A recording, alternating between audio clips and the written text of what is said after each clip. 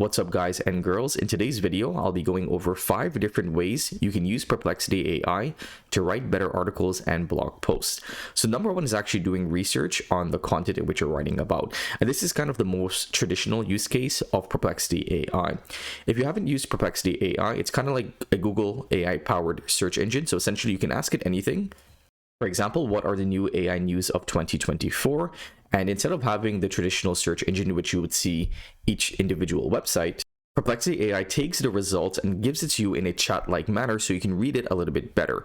So for example, for this specific search query, we can go ahead and read through the answers and read through what were the advancements rather than going through each and every blog post or website on Google. So we see the advancements of chatbots, emotion AI, AI trends, and so on. So this can give you some good research on topics, and then you can then hone in on whatever topic you would like to write about. So maybe, for example, you wanted to write an article about the advancements in chatbots and robots. This is a second way in which you can use Perplexity AI, is that you can then go ahead and do researching and up-to-date information to then use within your articles. So I think I've already done a couple of tutorials on how to use Perplexity AI with OpenAI to write content. So if you want to check that out, I'll leave those tutorials in the description below. But essentially, what you want to do is you then want to go ahead and ask it a follow-up question. So for example, you can tell to give me more information about number 1, which is advancements in chatbots and robots. Okay, so as you can see here, we're getting more information about number 1, which is, again, advancements in chatbots and robots. So this is the information here. And what we can do is we can then go ahead and copy over this information and paste it into ChatGPT or the playground mode and tell it to use this information when we're writing our content. Or if we want more information, we can actually visit that source. And then what we can do is we have a couple of different ways in which we can, let's go ahead and open up a new source that we don't have to sign up for. Okay, so what we can do is now we can either go ahead and copy over manually all of this content here, or we can use Harpa AI, which is a Chrome extension, and then we can ask it to extract the main summary or the main data from this specific article. Then we can copy over that content and pop that into the playground mode. So Perplexity AI can be the first stop or the first source that you use when you're doing research, and then you can find your information and then pop that into OpenAI to write more up-to-date articles. And if you want to take your research to the next level, you can enter the Copilot mode. So the Copilot mode will allow the AI to give you better outputs because it'll take some time to read that question. So for example, what I asked it was, what are the latest fashion trends and what type of fashion are you interested in? So let's go for men's. Click send. So now you're able to get a more customized output rather than getting a more general output. So now what the AI is going to do is it's going to use that information and it's going to give us the latest men's fashion trends of 2024. So now what we can do is, if we're in this niche, we can find some customizable information, right? We can even say that we're in a specific niche and we want to have specific trends for that specific niche.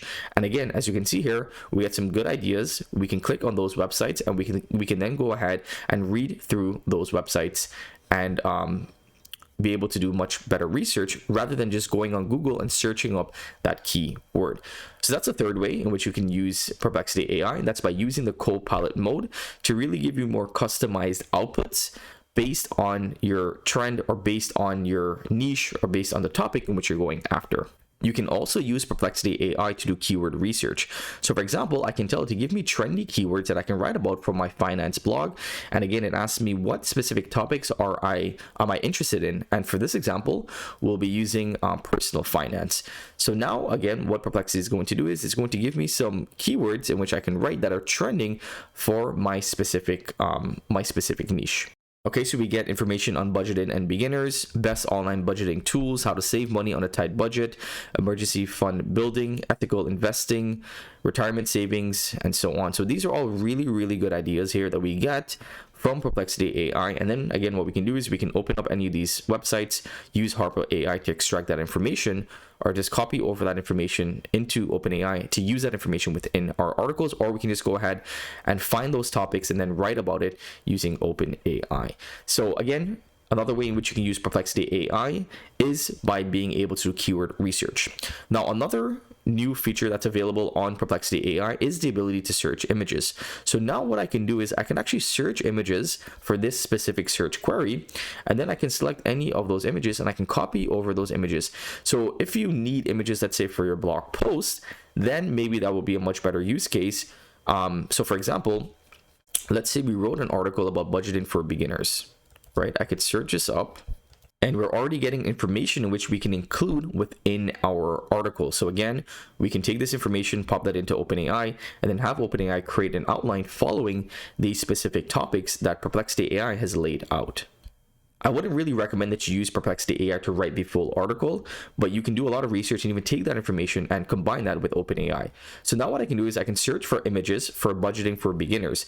And these can be some really cool images. For example, this image here, budgeting basics, I can use this within my article, right? These are pretty good images in which I can use. So I can just simply go ahead and copy over those images.